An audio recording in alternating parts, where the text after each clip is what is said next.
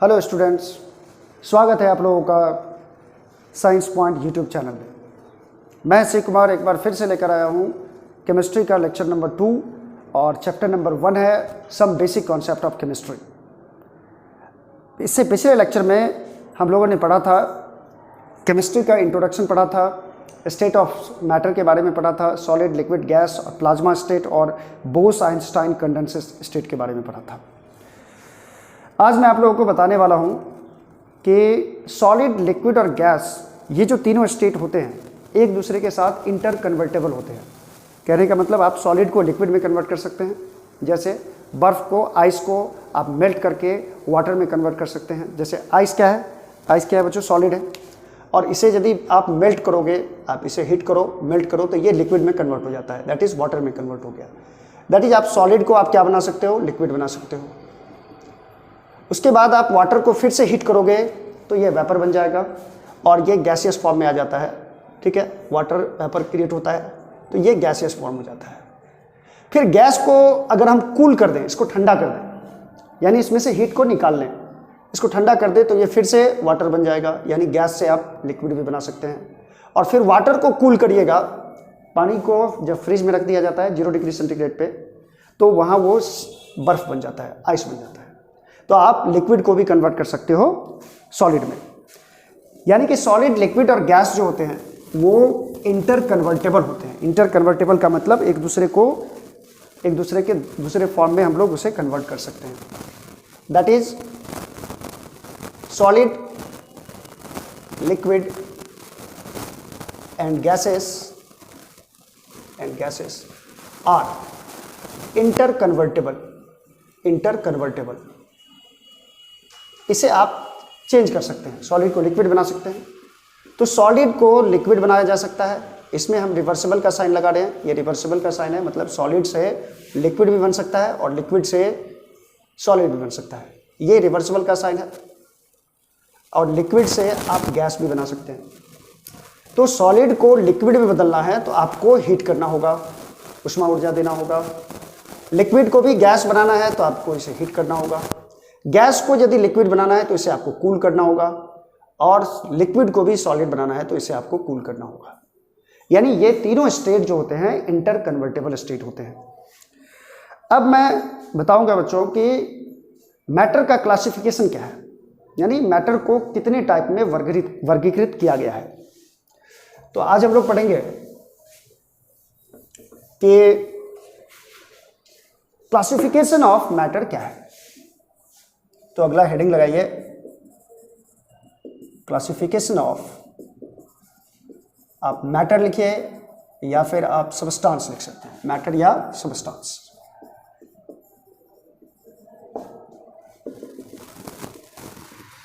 तो इससे पहले जो आप हम लोग पढ़े थे वो स्टेट्स था। स्टेट्स के हिसाब से, अवस्था के हिसाब से मैटर को 5 पार्ट में डिवाइड किया गया था। और ये जो सबस्टांस को डिवाइड करने जा रहे हैं हम लोग, इसके कंस्टिट्यूएंट पार्टिकल्स के अकॉर्डिंग। कंस्टिट्यूएंट पार्टिकल्स का मतलब होता है ये जो सबस्टांस है किस पार्टिकल से बना हुआ है, इसका अवयव क्या है, इसको हिंदी में अवयव कहा जाता है। अवयव मतलब इस सबस्टांस में कौन कौन से ऐसे एटम्स हैं, मॉलिक्यूल्स हैं जो इसमें पार्टिसिपेट किए हैं इसको बनाने में।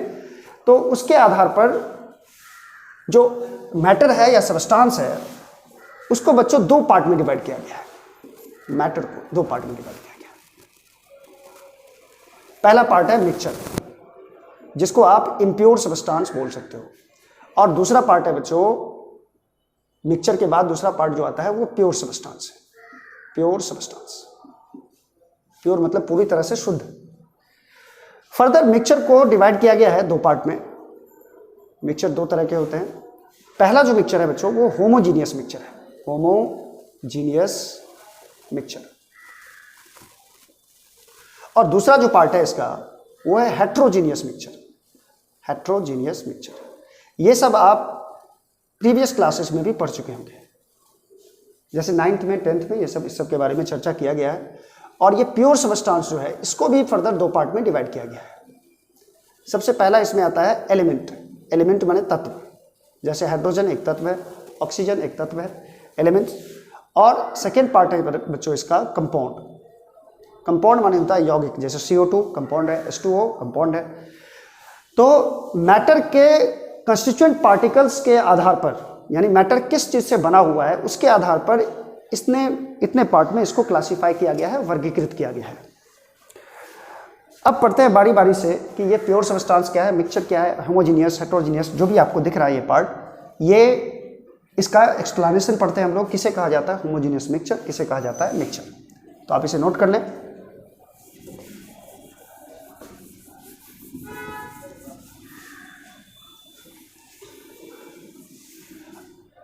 अब बच्चों अगर हम लोग प्योर सब्सटेंस की बात करें,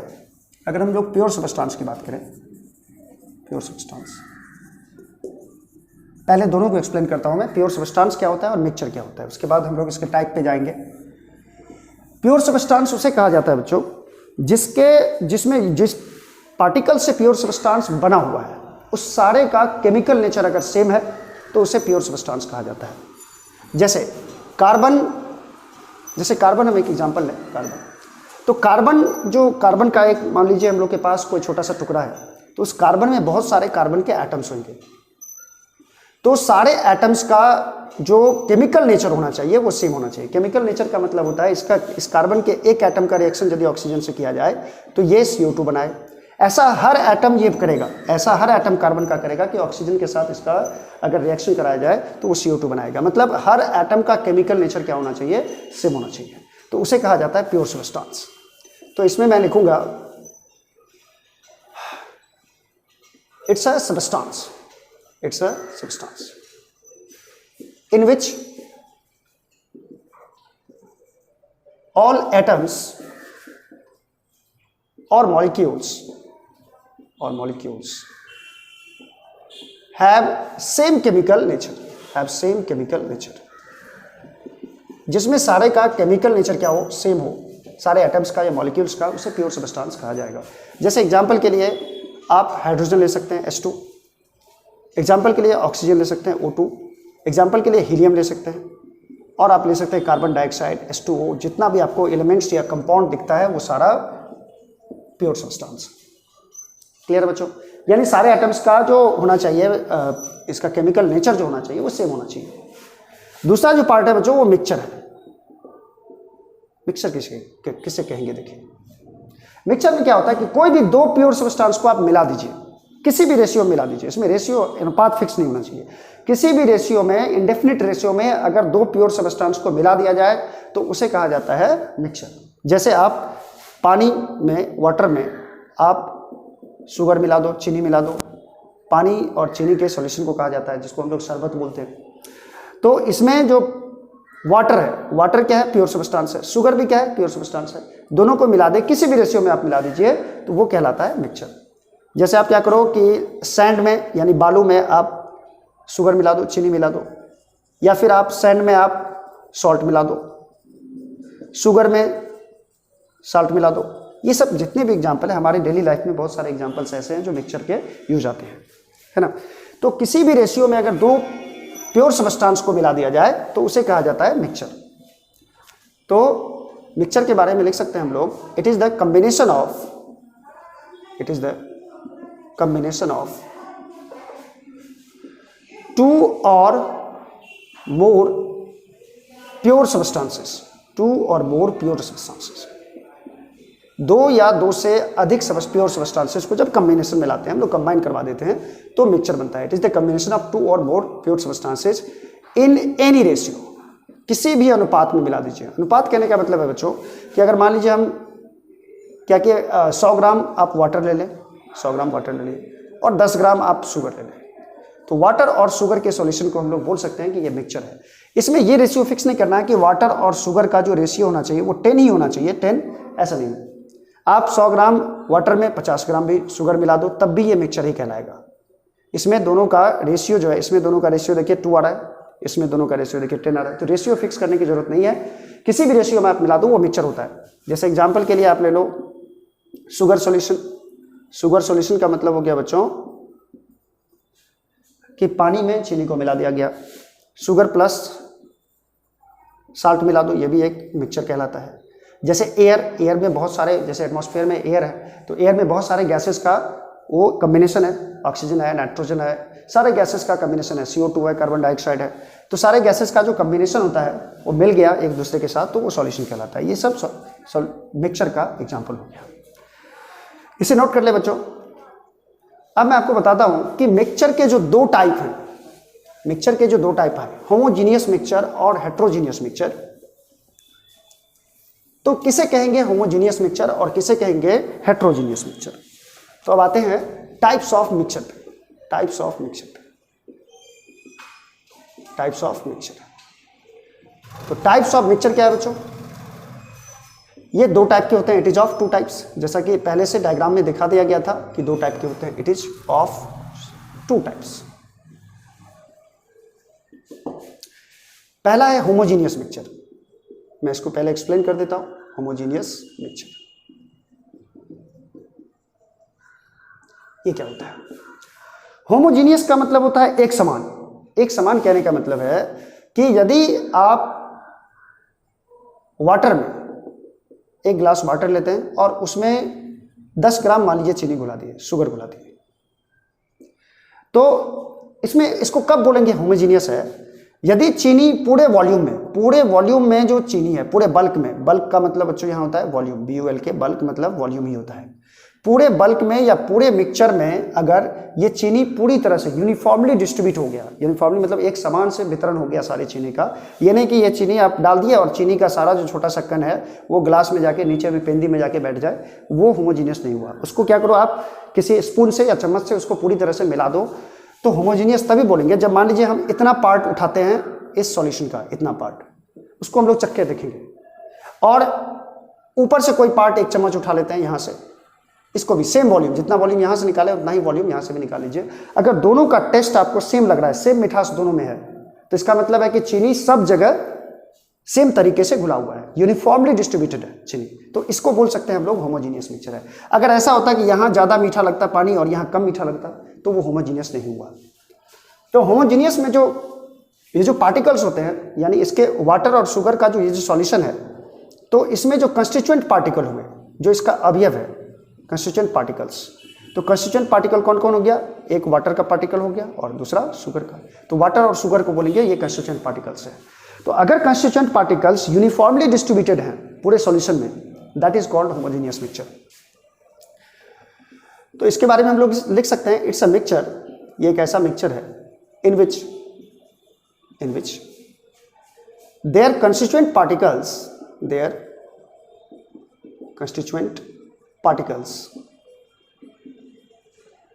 are distributed, या यूनिफॉर्मली डिस्ट्रीब्यूटेड बोल सकते हैं, uniformly distributed throughout the bulk of the solution, पूरे सॉल्यूशन में, बल्क मतलब आपको बता चुका हूं बच्चों, बल्क का मतलब होता है वॉल्यूम। पूरे आयतन में अगर सेम यानी एक समान वितरण हो जाए पूरे वॉल्यूम में कंस्टिट्यूएंट पार्टिकल्स का, तो इसे होमोजीनियस मिक्सचर कहा जा सकता है। जैसे आप होमोजीनियस मिक्सचर बना सकते हो किसको, तो शुगर सॉल्यूशन को आप होमोजीनियस मिक्सचर बोल सकते हो। यदि आप उसको अच्छी तरह से घुला दो तो चीनी का जो सॉल्यूशन होगा, चीनी का जो विलियन होगा, उसे आप बोल सकते हो कि ये होमोजीनियस मिक्सचर है। और आप एयर को भी बोल सकते हो। एयर में भी जो ये गैसेस हैं वो एक जगह ज़्यादा एक जगह कम ऐसे नहीं है। एयर में जो मिक्सचर है जो किसी खास लेवल पे आएंगे एक, तो उसमें जितने भी सारे गैसेज हैं वो एक समान रूप से फैले हुए हैं पूरे एटमॉस्फेयर में, पूरे वायुमंडल में। दूसरा जो बच्चों है, होमोजीनियस मिक्सचर में पूरा तो यूनिफॉर्मली डिस्ट्रीब्यूटेड रहता ही है, और इसको अलग भी कर सकते हो आप, मिक्सचर को ये अलग कर सकते हो। जैसे वाटर में आप शुगर डाल दिए, ये सॉल्यूशन बना, इसको फिजिकल मेथड से अलग किया जा सकता है।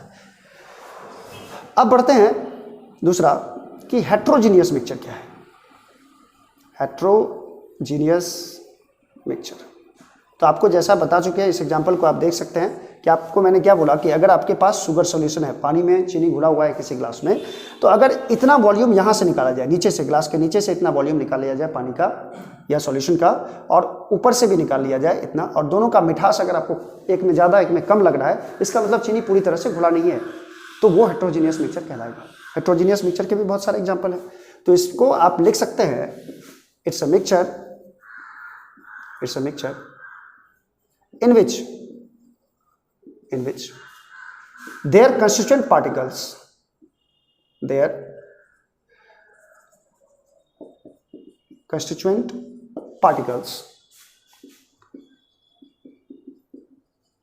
are not uniformly distributed.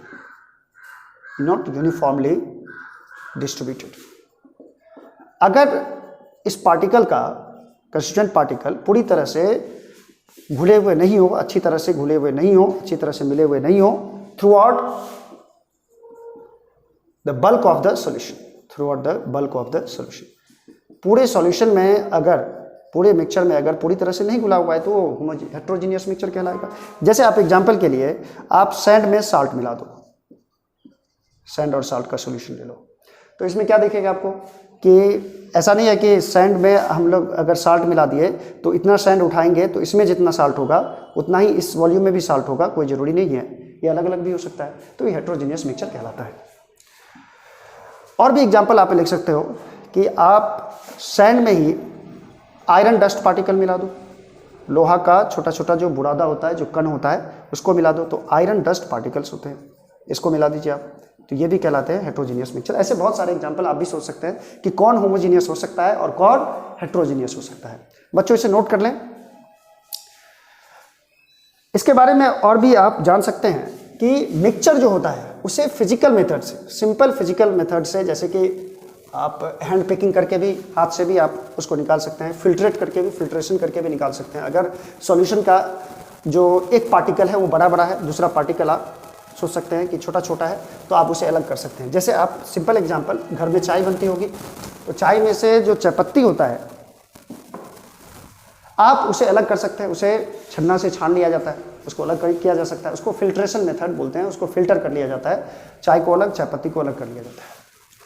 तो वो उस मिक्सचर को हम लोग क्या कर सकते हैं, the constituent particles of mixture, the constituent particles of mixture can be separated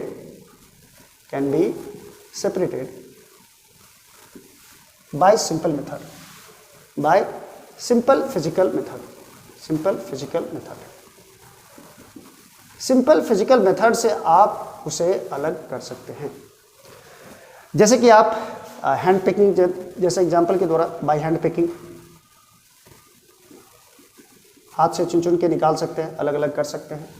उसके बाद आप फिल्ट्रेशन कर सकते हैं, फिल्ट्रेशन से आप अलग कर सकते हैं कंस्टिट्यूएंट पार्टिकल्स को। तो इस तरह से मेथड है, फिजिकल मेथड, जिसे अलग किया जा सकता है। तो ये बच्चों जितने भी बातें थी वो थी मिक्सचर के बारे में। अब हम लोग पढ़ते हैं कि प्योर सबस्टांस के जो टाइप हैं उसके बारे में, प्योर सबस्टांस के टाइप।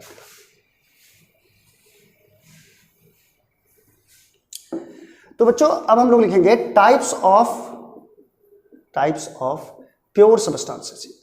ये सब बेसिक चीज है और ये बेसिक चीज आप पढ़ भी चुके हैं, प्रीवियस क्लासेस में जानते होंगे। प्योर सबस्टांस को दो पार्ट में डिवाइड किया गया है फर्दर। शुद्ध पदार्थ, it is of two types, ये भी दो तरह के होते हैं। बाद में ये दो जो टाइप है उसको भी क्लासिफाई किया गया है, लेकिन वो हम लोग फर्दर आगे चैप्टर में पढ़ेंगे केमिस्ट्री में। तो पहला जो है वो एलिमेंट है, पहला जो है वो एलिमेंट्स है। तो एलिमेंट क्या होता है? देखो बच्चों, एलिमेंट में क्या होता है कि एलिमेंट में जितने भी सारे एटम्स होते हैं वो सेम होते हैं, सेम टाइप के एटम होते हैं। ऐसा नहीं है कि एक एटम बड़ा होगा, एक एटम छोटा होगा। जैसे आप सीयू ले लें, कॉपर का कोई अगर आप टुकड़ा उठाओगे तो उसमें कॉपर के जो एटम्स होंगे वो सेम टाइप के एटम्स होंगे, सेम टाइप के, यानी कोई एटम बड़ा कोई एटम छोटा इस तरह का नहीं होगा, इसमें सेम टाइप के एटम होंगे। तो सेम टाइप के जिसमें एटम होते हैं तो उसे एलिमेंट कहा जाता है। A pure substance in which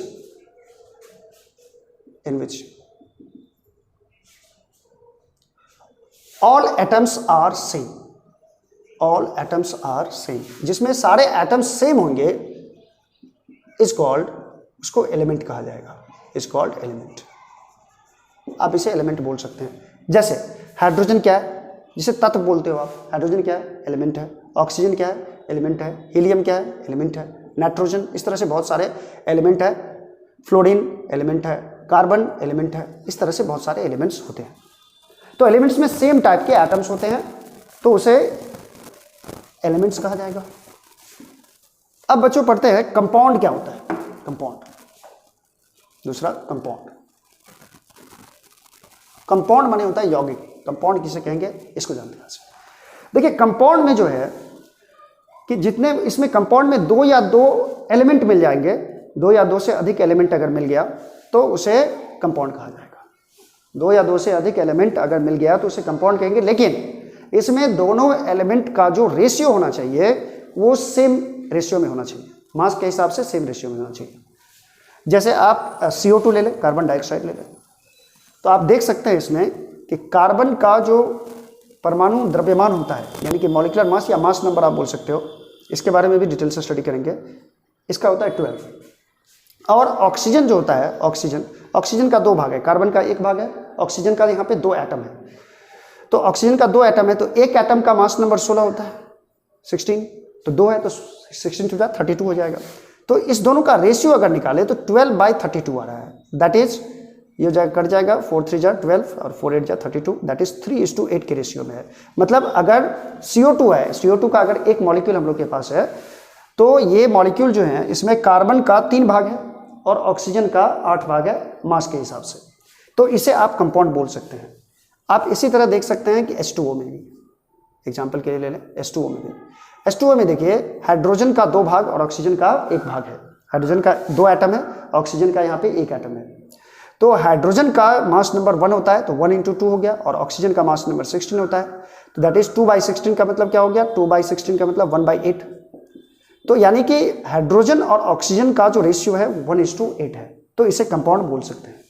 यानी इसमें क्या होता है कि दो या दो से अधिक एलिमेंट मिलते हैं, दो या दो से अधिक एटम्स मिलेंगे, लेकिन वो सेम रेशियो में होना चाहिए, है ना। तो कंपाउंड का मीनिंग हम लोग बोल सकते हैं कि it is the combination of two or more atoms,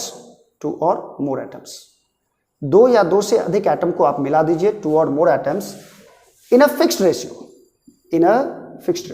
ratio क्या होना चाहिए, फिक्स्ड होना चाहिए, फिक्स्ड रेशियो, तब उसे हम लोग बोलेंगे ये कंपाउंड है। ठीक है, जैसे एग्जांपल के लिए आप CO2 का एग्जांपल देख चुके हैं, H2O का एग्जांपल देख चुके हैं, उसी तरह से आप बहुत सारे ऐसे कंपाउंड हैं जो H2SO4 हो गया, सल्फ्यूरिक एसिड हो गया, है ना, HCl हो गया, NaCl हो गया, ये सब जितने भी सारे चीज़ें वो कंपाउंड है। जितना भी फार्मूला आप पढ़े होंगे ये सब कंपाउंड है। कंपाउंड को भी फर्दर डिवाइड किया गया है ऑर्गेनिक कंपाउंड में, इनऑर्गेनिक कंपाउंड में, तो वो सब हम लोग चैप्टर में जैसे जैसे आगे बढ़ेंगे उस तरह से हम लोग इसके बारे में स्टडी करते जाएंगे। पहले इतना नोट कर ले बच्चों। अब यहाँ बात आती है कि क्या जिस तरह से मिक्सचर को सिंपल मेथड से हम लोग अलग कर दिया, फिल्ट्रेशन करके, हैंड पैकिंग करके अलग कर सकते हैं मिक्सचर के कंस्टिट्यूएंट पार्टिकल्स को, क्या उसी तरह CO2 में से C को और O2 को क्या अलग किया जा सकता है? तो बच्चों इसे अलग करने के लिए मुझे केमिकल मेथड का सहारा लेना पड़ेगा। इसे सिंपल फिजिकल मेथड से हम लोग अलग नहीं कर सकते हैं। इसके लिए एक स्पेशल मेथड हम लोग को यूज करना पड़ता है। इसके लिए केमिकल मेथड यूज करना होगा। फिजिकल मेथड से आप इसे अलग नहीं कर सकते हैं कंस्टिट्यूएंट पार्टिकल्स को। तो हम लोग ऐसा लिख सकते हैं कि कंपाउंड जो होता है इसके जो कंस्टिट्यूएंट पार्टिकल्स होते हैं, जैसे एटम्स होते हैं, कंपाउंड के एटम्स को या उसको अलग सिंपल मेथड से नहीं किया जा सकता है। Bye simple method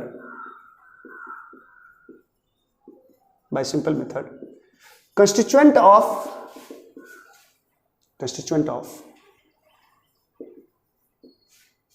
simple method constituent particles of लिखते हैं हम लोग, constituent particles of compound can't be separated. इसे सिंपल मेथड से सेपरेट नहीं कर सकते, कांट बी सेपरेटेड। तो ये बच्चों बात है कंपाउंड के बारे में। तो देखिए एटम्स और मॉलिक्यूल्स में क्या अंतर है, इस चीज को भी जान ले। हालांकि एटम्स मॉलिक्यूल्स के बारे में आप जानते होंगे कि सबसे छोटा कण जो होता है, स्मॉलेस्ट पार्टिकल्स जो होता है सब्सटेंस का, इसे एटम्स कहा जाता है, स्मॉलेस्ट पार्टिकल्स। ठीक है, स्मॉलेस्ट पार्टिकल्स जो होता है किसी भी सब्सटेंस का, उसे एटम बोलते हैं। और दो या दो से अधिक एटम जब मिल जाते हैं, कंबाइन करते हैं, यह है कॉम्बिनेशन। दो या दो से अधिक एटम्स का कॉम्बिनेशन ऑफ टू और मोर एटम्स, टू और मोर एटम्स। जैसे एटम और मॉलिक्यूल्स में आपको कंफ्यूज नहीं होना। कितने बच्चे कंफ्यूज करते हैं कौन से एटम्स हैं कौन से मॉलिक्यूल्स हैं। जैसे हम इसमें बहुत सारा एलिमेंट या कंपाउंड लिख रहे हैं, आप इसको देखिए और इसमें बताइए कि इसमें कौन एटम्स है और कौन मॉलिक्यूल्स हैं। CO2, H2O, fluorine, nitrogen, N2, H2SO4। तो बच्चों जिसमें देखिए, जिसमें अगर सिंगल कोई एलिमेंट है वो एटम होता है। और जैसे ही दो एलिमेंट मिल गया, यानी दो प्योर सब्सटेंस मिल गया, तो उसको हम लोग मॉलिक्यूल्स बोल देते हैं। जैसे देखिए हाइड्रोजन, इसमें हाइड्रोजन एटम है। एटम्स कौन कौन से हैं मैं लिख देता हूं। हाइड्रोजन, इसमें ऑक्सीजन अकेला है, सिंगल, ऑक्सीजन भी एटम हो गया। देखिए ऑक्सीजन O2 जो है, ऑक्सीजन मॉलिक्यूल है, ऑक्सीजन का ये मॉलिक्यूल है। दो ऑक्सीजन एक साथ जुड़ गया, तो ये जो O2 है, ये दो ऑक्सीजन जुड़ जाता है, तो यहाँ पे ये मॉलिक्यूल्स हो गया। तो एटम्स इसमें फ्लोरीन भी है, अकेला है। जो अकेला है, बेचारा अकेला है, उसको एटम बोल दो, और जो कॉम्बिनेशन में दोस्तों के साथ है उसे मॉलिक्यूल्स बोल दो। तो नाइट्रोजन हो गया, फ्लोरीन हो गया। अब बच्चों इसमें आता है मॉलिक्यूल्स। मॉलिक्यूल्स कौन सा है? तो जो बाकी बचा, जो भी दो है, O2 मॉलिक्यूल हो गया, CO2 मॉलिक्यूल हो गया, H2O मॉलिक्यूल हो गया, N2 मॉलिक्यूल हो गया, H2SO4 मॉलिक्यूल हो गया। ये सब सारी बेसिक चीज़ें हैं। देखिए अगर मैं आपसे पूछूं कि O2 के कितने मॉलिक्यूल्स हैं, तो आप बोलोगे सर एक मॉलिक्यूल से, वहाँ 1 है तो 1 मॉलिक्यूल ऑफ O2 है, 1 मॉलिक्यूल ऑफ O2। ये सब भी समझना आपके लिए जरूरी है, क्योंकि मोल कॉन्सेप्ट में यही सब चीज़ देखा जाता है। आगे एक टॉपिक है मोल, जो बहुत ज़्यादा इंपॉर्टेंट है इस चैप्टर में, तो उसमें ये सब आपको ध्यान में रखना होगा। जैसे आपसे पूछे कि 3O2 है, 3O2, इसमें O2 के कितने मॉलिक्यूल्स हैं, तो इसमें O2 के 3 मॉलिक्यूल्स हैं, 3 molecules of O2, molecules of O2। और मैं अगर आपसे पूछूं इसमें कितने ऑक्सीजन के एटम्स हैं, तो अगर ऊपर वाले एग्जांपल में हम देखें तो ऑक्सीजन के कितने एटम हैं, तो 2 एटम है। यहाँ पे देख लियो, ऑक्सीजन के दो एटम मिलके, 2 ऑक्सीजन एटम मिलके O2 बनाया है। तो इसमें आप बोल सकते हैं 2 atoms of O, 2 atoms of O। Oxygen का 2 एटम है। अगर मैं यहाँ पूछूं कि इसमें कितना ऑक्सीजन के एटम है, तो देखिए एक मॉलिक्यूल में 2 एटम है, तो 3 मॉलिक्यूल में कितने होंगे, यहाँ 3 है तो 3 गुना 6, इसको गुना कर दीजिए। यहाँ पे 6 एटम्स है ऑक्सीजन के, 6 एटम्स है ऑक्सीजन के। दैट इज 3O2 का मतलब हुआ O2 तीनों जोड़ दीजिए, तीनों एक साथ है, तो 2 2 4 2 6 हो जाता है। ये सब चीज़ समझना जरूरी होता है। जैसे H2SO4 में H2SO4 लिख दिए तो इसमें 1 मॉलिक्यूल है, 2H2SO4 लिख दिए तो H2SO4 के 2 मॉलिक्यूल है। तो इस तरह से एटम्स मॉलिक्यूल्स में आप फर्क पता कर सकते हैं। ये सब बहुत ही बेसिक चीज़ है जो बच्चे मिस करते रहते हैं, और इसीलिए उनको मूल कॉन्सेप्ट समझ में नहीं आता है। तो इसे नोट कर लें। तो ये बच्चों का कंपाउंड के बारे में, एटम्स के बारे में, मॉलिक्यूल्स के बारे में। अब हम लोग जानेंगे कि फिजिकल प्रॉपर्टीज और केमिकल प्रॉपर्टीज क्या होता है। फिजिकल प्रॉपर्टीज और केमिकल प्रॉपर्टीज क्या होता है। तो देखिए सब्सटेंस का क्या होता है, प्रॉपर्टीज होता है, इसका गुण देखा जाता है हर चीज़ का। किसी भी आदमी से आप बात करते हैं तो उसका प्रॉपर्टीज आपको मालूम पड़ता होगा, उसका गुण मालूम पड़ता होगा, वो क्या करता है, कौन सा अच्छा गुण है, कौन सा बुरा गुण है। उसी तरह सब्सटेंस का भी प्रॉपर्टीज देखा गया। तो प्रॉपर्टीज बच्चों 2 तरह से देखा जाता है किसी भी सब्सटेंस का। प्रॉपर्टीज ऑफ सब्सटेंस या मैटर आप लिख सकते हैं कि मैटर का प्रॉपर्टीज 2 तरीके से चेक किया जाता है। एक जो प्रॉपर्टीज है जिसको आप सिंपली फिजिकल मेथड से, बिना उसमें केमिकल चेंज कराए हुए आप जिस प्रॉपर्टीज को देखते हैं, उस प्रॉपर्टीज को कहा जाता है फिजिकल प्रॉपर्टीज। मैं यहाँ एक्सप्लेन भी कर देता हूँ और इसे लिख भी देता हूँ। फिजिकल प्रॉपर्टीज क्या होता है, तो किसी भी सब्सटेंस का ऐसा प्रॉपर्टीज जिसे मुझे चेक करने के लिए, जिसके प्रॉपर्टीज को जानने के लिए बिना केमिकल चेंज किए हुए उसके प्रॉपर्टीज को जान गए, तो हम लोग उसे बोलेंगे ये फिजिकल प्रॉपर्टीज है। जैसे आप किसी कंपाउंड का कलर देखना चाहते हैं, एग्जाम्पल के लिए आप किसी कंपाउंड का कलर देखना चाहते हैं, और ऊपर लिखें कलर, यानी उसका रंग कैसा है। तो आपको उसे किसी दूसरे कंपाउंड के साथ रिएक्शन कराने की जरूरत नहीं है, ठीक है। जैसे मान लीजिए मुझे किसी भी चीज़ का कलर देखना होगा तो उसका रिएक्शन करवाना जरूरी नहीं है। तो ये फिजिकल प्रॉपर्टीज होता है। To know the properties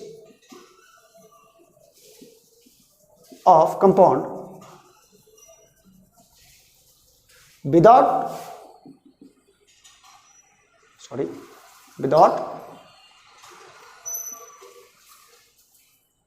changing